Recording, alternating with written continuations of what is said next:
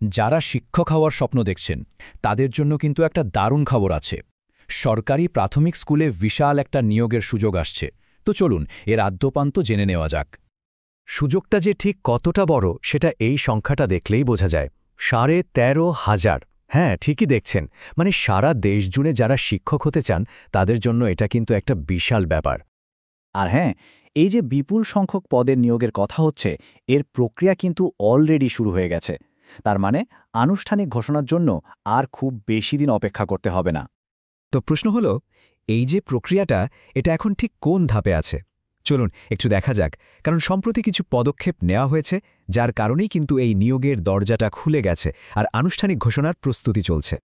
আর এই পুরো ব্যাপারটা যে কতটা সিরিয়াসলি দেখা হচ্ছে সেটা প্রাথমিক শিক্ষা অধিদপ্তরের গবেষণা কর্মকর্তা SM মাহবুব আলমের এই কথাটা শুনলেই পরিষ্কার হয়ে যাবে। তিনি কিন্তু নিশ্চিত করেছেন যে অনলাইন আবেদনের সিস্টেমটা তৈরির জন্য টেলিটকের সাথে এরই মধ্যে কাজ শুরু হয়ে গেছে। এই যে দেখুন পুরো প্রক্রিয়াটা কিভাবে ধাপে ধাপে এগুচ্ছে। সবচেয়ে গুরুত্বপূর্ণ যে ধাপটা, মানে নিয়মকানুন সংশোধন করা, সেটা কিন্তু এরই মধ্যে শেষ। এরপর টেলিটকের সঙ্গে মিটিং হয়েছে এবং এখন সফটওয়্যার তৈরির কাজ চলছে। আর এই ধাপটা পার হলেই আসবে সেই কাঙ্ক্ষিত নিয়োগ বিজ্ঞপ্তি, যার জন্য সবাই অধীর আগ্রহে অপেক্ষা করছে। আচ্ছা, তাহলে এখন আসা যাক মূল বিষয়ে।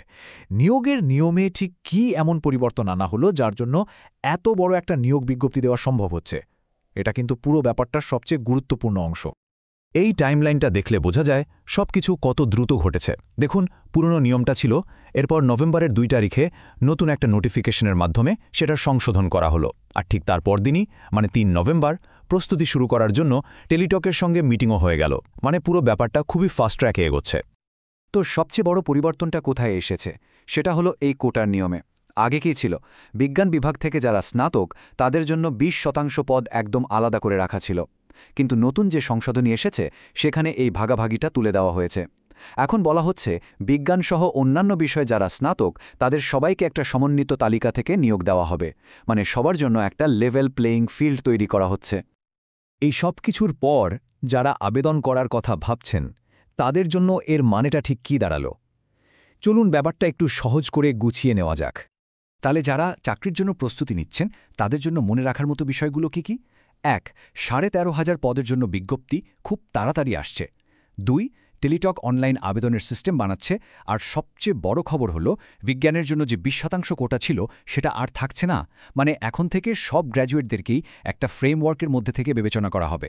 ফাইনাল ডিটেলস অবশ্য সার্কুলারেই পাওয়া যাবে। সবশেষে একটা খুব জরুরি প্রশ্ন কিন্তু থেকেই যায়। এই যে নিয়মে একটা বড় পরিবর্তন আনা হলো, এর ফলে কি আসলেই সবচেয়ে যোগ্য প্রার্থীরাই বেশি সুযোগ পাবেন?